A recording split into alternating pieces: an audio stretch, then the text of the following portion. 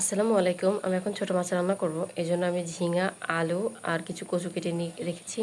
আর এখানে সামান্য করে মাছটা একটু ভেজে রেখেছি। আমি একদম পেঁয়াজটা কষাচ্ছি তেলে, নরম করে নিচ্ছি। আমি এখানে নুন, হলুদ আর ধনে গুঁড়া, পেঁয়াজ বাটা, রসুন বাটা, জিরা বাটা এগুলো সব দিয়ে দিলাম মশলাতে। মশলা কষানো শেষ, আমি আবার সবজিগুলো দিয়ে দিলাম মশলাতে। সুন্দর করে কষিয়ে নিব মশলাটা, ভালো করে সবজির সাথে যাতে মিশে যায়। তরকারি কিন্তু কষানো শেষ।